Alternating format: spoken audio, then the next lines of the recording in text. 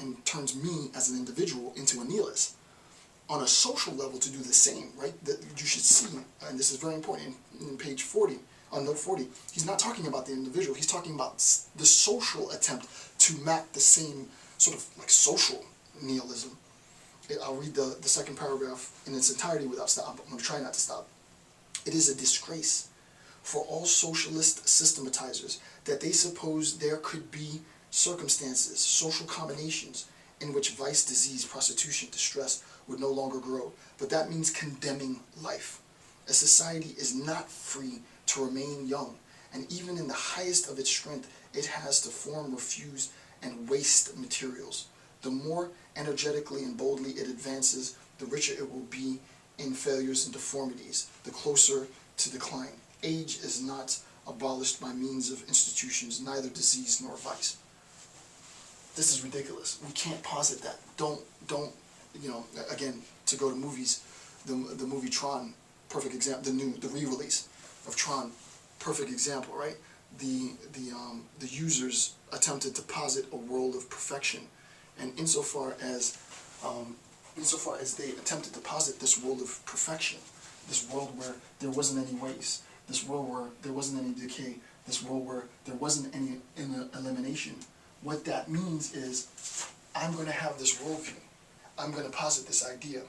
I need to transform this world to look like this world. So I got to start killing off all the waste, the bad people, the subhumans, the non-humans, those who aren't like me, right? And insofar as I kill off these people, I believe that I move myself to a better state of affairs, right? This is an exclusionary ideology, right? This is the foundation, if you really want to think about it, right? I love, I get such a high off of this stuff, right? This is, I might have to come back and watch my own videos. This is the precondition for an exclusionary ideology. It really is, right? You can talk about exclusion, I would have thought that exclusionary ideology is as fundamental as it goes, but it just hit me that this is the precondition for an exclusionary ideology, meaning that you need to understand this before you can even understand an exclusionary ideology. And what is this? This is the perverse sense in which I posit a state of affairs, a social system in which there isn't any waste, there isn't any elimination, there isn't any decay. And doesn't that sound good? But it's so problematic, because if I do that, I'm going to look back at what is.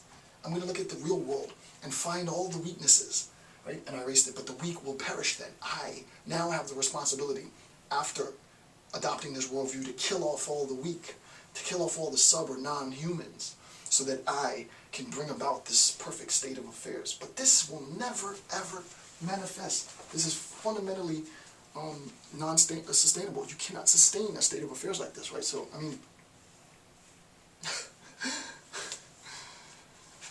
say what you want about Nietzsche, right? This is mind-blowing stuff, right? At least for me, right? It's very, very, very important, right? So, all of that was the first bullet point, right? And the implications. So, on the notion of decadence, page 10 of the notes, check off bullet point 1, we explained that. Implications, we talked about that. Third bullet point, thus the whole moral struggle against vice, luxury, crime, even disease, this is the next one, appears naivete and superfluous. There is no improvement, right? Perfect. Actually, I do want to read a little bit of that. Note 41, page 25 of the Call from Translation. The whole moral struggle against vice, luxury, crime, even disease appears a naivete and superfluous. There is no improvement against repentance, right? You aren't improving the social condition. Insofar as you posit this as our objective, as the directive, the social destination, you aren't making any contributions to society. You aren't improving society. Actually, what you're doing is you're putting us back in the dark age, right? You are putting yourself as an individual, as we said before, to pass judgment. It's not the moral system that's passing judgment. It's not the imperative that's passing judgment now.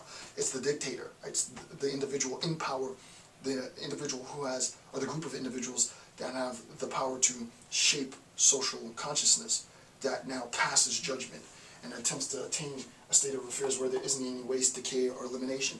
That can never happen. Because after you kill off all of those people that you think are wasteful and decay and are non-human after you eliminate them all, there's going to be somebody else to exterminate, right? So it's pointless. Number four, fourth bullet point on the notion of decadence. I actually like the notion of decadence. You can't fight a battle against decadence, right? This idea, as Martin Shaw would say in his book on what is genocide, this idea of purification, right? This idea of cleansing. Right? He has some really good chapters on the notion of cleansing. What does cleansing mean in genocide, right? The idea of cleansing is finding impurity and literally cleansing, killing off these people. It's this perverse sense of, I'm going to cleanse the population by killing more people. It's bound to fail, right? Can't fight decadence. You can't fight what you perceive to be weaknesses, right? It is an inextricable part of life. The quote is, and this is note 44. Is that number 3? Yeah. So turn to page 27 of the Kaufman translation, and it's note 44.3. And I actually need to put the .3 in there next. 44.3. 44.3. It's note 44.3. The note on page 27, 44.3. One confuses cause and effect.